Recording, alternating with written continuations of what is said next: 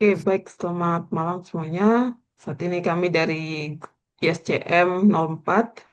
Kami akan melakukan presentasi final praktikum. Di sini ada saya Doli Gugwe, kemudian rekan saya Junitro Hutahian, dan juga rekan saya Jodev.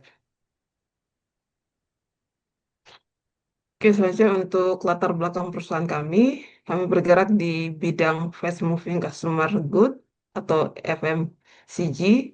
Kami menghadapi tantangan dalam mengelola rantai pasok secara efisien, khususnya untuk menekan lead time, mengurangi biaya operasional, dan tetap menjaga kepuasan pelanggan dengan karakteristik produksi cepat dan permintaan yang tinggi.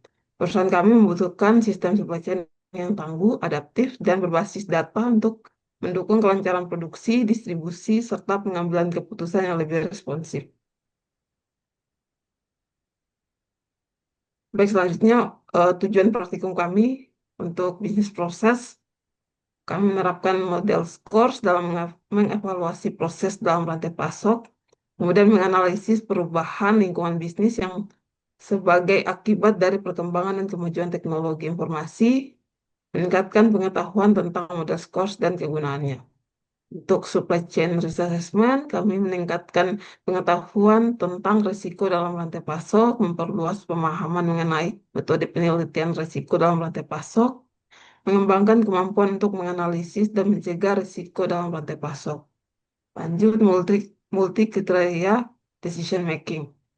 Menentukan kriteria keputusan yang penting, menentukan skala penilaian untuk setiap kriteria pengambilan keputusan, serta untuk memilih keputusan yang terbaik menggunakan metode AHP dan support decision.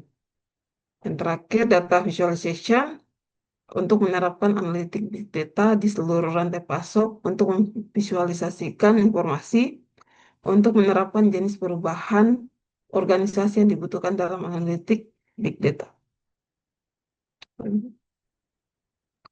Oke, selanjutnya kita ke bisnis proses. Di sebelah kiri saya terdapat data bagan diagram menunjukkan keseluruhan sistem dan juga alur kerja perusahaan kami dari start hingga finish. Kemudian di sebelah kanan terdapat hasil dari perhitungan metode scores yang menampilkan metrik ada 3, level 1, level 2, dan level 3. Kemudian ada bobot dan juga scores dari perhitungan tersebut dengan scores yaitu 77,8. Oke, lanjut. Oke, untuk analisis bisnis proses kami itu dimulai dari permintaan pelanggan yang diverifikasi oleh sales, kemudian dilanjutkan ke warehouse jika stoknya tersedia, atau ke produksi jika stok yang kosong. Untuk finance sendiri, pembayaran dan seluruh proses bergantung pada sistem terintegrasi seperti ERP. Untuk analisis skor sendiri, plan risiko ada, menyadari risiko, kemudian perlu untuk biaya perencanaan yang tinggi. Tapi biaya perencanaan yang tinggi. Kemudian untuk source-nya fleksibel dan responsif, tetapi perlu percepatan otoritas dalam pembayaran. Untuk Mac, produksinya cepat dan adaptif, tapi perlu efisiensi dalam biaya. Untuk deliver, fleksibel, namun pengirimannya kurang akurat. Untuk return, reliabilitasnya rendah, biaya perlu ditekankan. Untuk total score sendiri, total scores 77,8. Performanya sudah cukup baik, namun masih ada ruang perbaikan pada biaya, akurasi pengiriman, dan juga proses return. Baik, selanjutnya dilanjutkan rekan saya.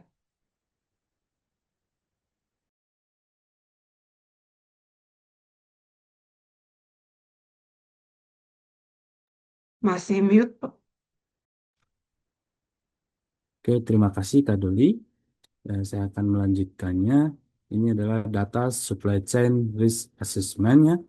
Yang pertama occurrence atau O, severity atau S. Yang ketiga yaitu eh, detection atau D. Untuk tabel 4.1 ini hasil dari occurrence rating scale. Tabel 4.2 itu severity rating scale. Untuk tabel 4.3 itu detection ratings. scale. Hasil supply chain risk assessment dengan menggunakan Minitab yaitu yang di bagian Pareto chart of risk ini yaitu RPN-nya dan yang bagian kanan yaitu RSV. Itu rumus interpolasinya X dikurang X1 per X2 dikurang X1 sama dengan Y dikurang Y1 per Y2 dikurang Y1. Hasilnya Y bisa kita lihat 343 dan Y sama dengan 49 setelah poin-poinnya dimasukin.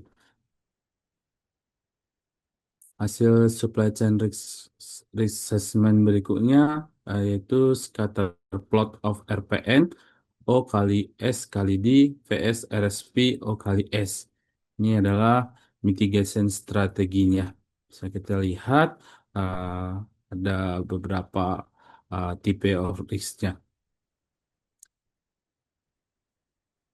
Hasil supply chain risk assessment-nya juga uh, ada di bisa kita lihat di data yang sudah ada dan juga menggunakan score itu bisa dilihat dari risk assessment-nya hasilnya juga dengan kode-kode yang sudah ada juga.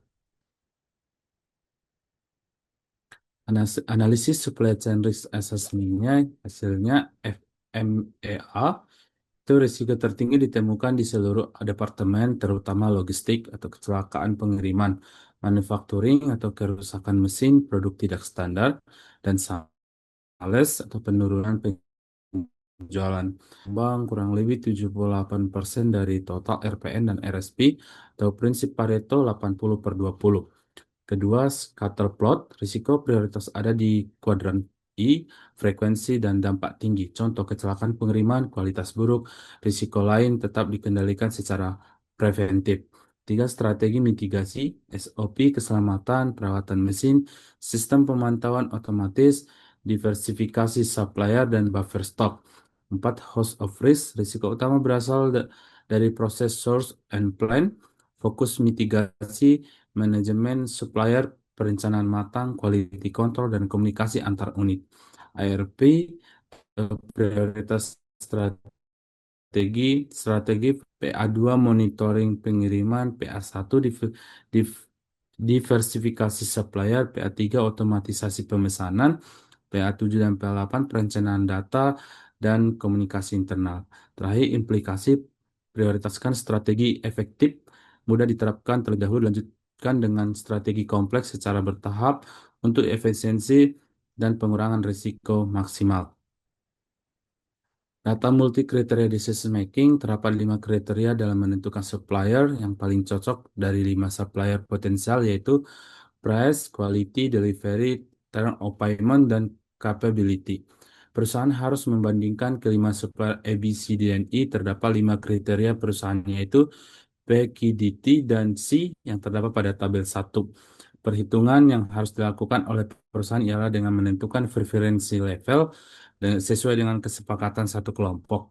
Perusahaan juga perlu memperhatikan nilai konsistensi matriks, yaitu dinyatakan konsisten jika nilai inkonsistensi tidak lebih dari 0,1.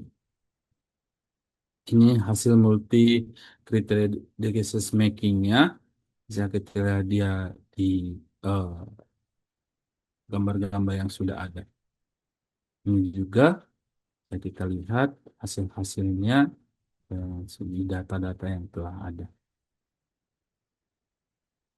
Analisis dari data multi kriteria decision making. Kriteria utama yaitu price, quality, delivery, term of payment, capacity. Bobot tertinggi price itu 0,38314, delivery 0,30407. Keduanya paling dominan dalam pengambilan keputusan. Penilaian alternatif, price supplier B unggul, delivery eh, supplier D terbaik, term supplier E unggul, capacity supplier B dan C sama kuat, quality semua supplier setara. Hasil akhir atau limit matriks, supplier B 0,1553 peringkat 1 diikuti oleh D, A, E, dan C.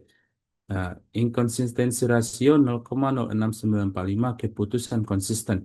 Kesimpulannya, supplier B dipilih karena unggul pada kriteria berbobot tinggi seperti price dan capacity.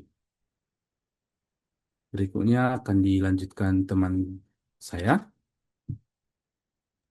Oke, pada data visualization, data dalam modul ini diambil dari data-data penjualan di segmen Furniture Office Supplies teknologi di negara Amerika Serikat. Berikut tabelnya. Boleh next. Berikut adalah hasil data visualisasi dari data penjualan di Amerika Serikat. Berikut dashboard grafik dari sales, profit, discount, quantity berdasarkan filter-filter yang kita telah tentukan. Dan inilah dashboardnya. Boleh lanjut. Analisis data visualisasi.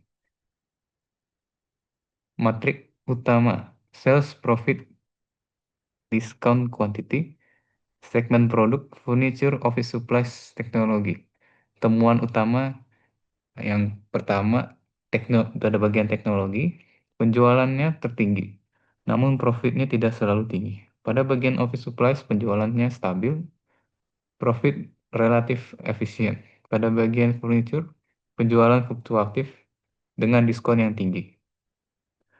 Diskon besar tidak sama dengan profit tinggi. Strategi diskon terlalu agresif perlu dievaluasi agar tidak menurunkan margin atau keuntungan. Kuantiti tertinggi pada bagian office supplies. Kuantitas besar tidak jamin profit tinggi tanpa efisiensi. Slicer untuk bulan Maret membantu analisis musiman, mendeteksi promosi efektif. Kesimpulannya, visualisasi mendukung keputusan cepat dan berbasis data dalam merespons dinamika pasar. Next. Kesimpulannya, bisnis proses core model. Supply chain perusahaan menunjukkan performa yang cukup baik, skor 77,8 dengan kekuatan di proses make dan source. Tantangan utama pada efisiensi biaya, akurasi pengiriman, dan pengelolaan proses return. Yang kedua, Supply Chain Risk Assessment, FMEA dan HOR. Risiko kritis terbesar di hampir semua departemen, terutama logistik dan operasional. Strategi mitigasi disusun berdasarkan Pareto dan Scatterplot, dengan prioritas pada strategi efektif dan mudah diterapkan. Yang ketiga, multi kriteria decision making atau AAHP. Supplier B dipilih sebagai alternatif terbaik karena unggul dalam price dan capacity. Dua kriteria dengan berbobot tertinggi. Proses pengambilan keputusan dinyatakan konsisten dengan konsistensi rate sebesar 0,069. Data visualization Power BI. Dashboard Power BI menunjukkan bahwa penjualan tinggi tidak sama dengan profit tinggi. Diskon perlu strategi yang terukur dan data real time seperti slicer bulan Maret mendukung keputusan yang cepat, tepat, dan berbasis waktu. Saran yang pertama, optimalisasi produksi dan perencanaan. Gunakan ERP dan pendekatan berbasis data untuk efisiensi biaya dan sinkronisasi permintaan. Kedua, perkuat mitigasi risiko operasional, terapkan SOP, pelatihan rutin, teknologi monitoring untuk mencegah kecelakaan dan kerusakan. Ketiga, evaluasi dan diversifikasi supplier. Hindari ketergantungan dengan evaluasi berkala berbasis HP. Kemudian, gunakan data visualization real time. Jadikan dashboard interaktif sebagai dasar keputusan cepat di pasar retail yang dinamis. Kemudian tingkatkan integrasi antar departemen, memperkuat kolaborasi manufaktur, warehouse, dan logistik untuk mencegah bottleneck dan meningkatkan kepuasan pelanggan. Terakhir, implementasi saran ini mendukung terciptanya rantai pasok yang adaptif, efisien, dan kompetitif di pasar FMCG. Demikian presentasi dari kelompok kami. Terima kasih telah menyimak.